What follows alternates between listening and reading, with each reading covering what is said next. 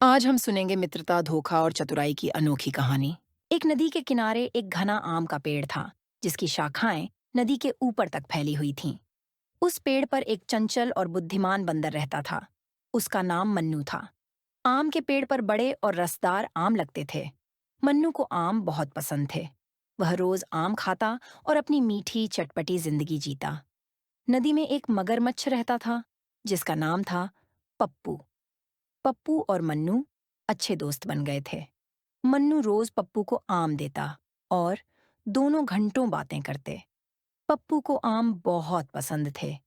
वह हर दिन आम खाने आता और मन्नू के साथ समय बिताता। एक दिन पप्पू ने अपनी पत्नी को मन्नू के दिए हुए आम खिलाए। पप्पू की पत्नी आम खाकर बेहद खुश हुई, लेकिन उसके मन में लालच आ गया। उसने पप्पू से कहा, अगर ये आम इतने मीठे और स्वादिष्ट हैं, तो सोचो उस बंदर का जिगर कितना स्वादिष्ट होगा जो रोज ये आम खाता है। मुझे तो अब वही खाना है। पप्पू पहले तो हिचकिचाया, लेकिन उसकी पत्नी के बार बार कहने पर वह मान गया। उसने मन्नू से जालसाजी करने की योजना बनाई। अगले दिन पप्पू ने मन्नू से कहा, मन्नू, तुम तो मेरे सबसे अच्छे दोस्त हो। क्या तुम मेरे साथ मेरे घर चलोगे? मेरी पत्नी भी तुमसे मिलना चाहती है। मन्नू खुश हो गया और उसने कहा। जरूर, मैं तुम्हारे घर चलूंगा। पप्पू ने मन्नू को अपनी पीठ पर बैठा लिया और नदी में तैरने लगा। मन्नू को पानी का मजा आ रहा था। वह चारों ओर की सुंदरता देख रहा था, लेकिन जैसे ही नदी के बीच में पहुंचे, पप्पू ने कहा, मन्नू, मुझे तुमसे कुछ कहना है। दरअसल मैं तुम्हें इसलिए अपने घर ले जा रहा हूँ क्योंकि मेरी पत्नी तुम्हारा जिगर खाना चाहती है। उसे लगता है कि तुम्हारा जिगर बहुत स्वादिष्ट होगा।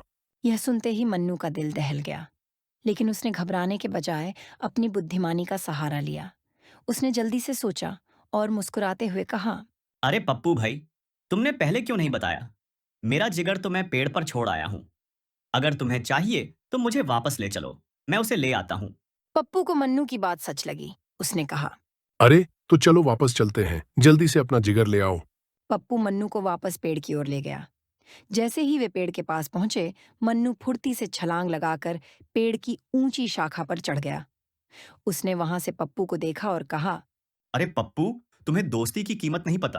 तुमने अपनी पत्नी के कहने पर मुझे धोखा देने की कोशिश की। दोस्ती का मतलब भरोसा होता है और तुमने इसे तोड़ दिया। अब मैं तुम्हें कोई आम नहीं दूंगा। जाओ और अपनी पत्नी को समझाओ कि लालच का नतीजा हमेशा बुरा होता है। पप्पू को अपनी गलती का एहसास हुआ। उसने मन्नू से माफी मांगी, लेकिन मन्नू ने कहा। माफी तभी होगी जब तुम सच्चे दिल से अपनी गलती सुधारोगे। पप्पू चुपचाप वहां से चला गया। उस दिन के बाद उसने कभी मन्नू को नुकसान पहुंचाने की कोशिश नहीं की। इस कहानी से हमें यह सीख मिलती है कि लालच हमेशा विनाश की ओर ले जाता है और बुद्धिमानी से हर मुसीबत का हल निकाला जा सकता है।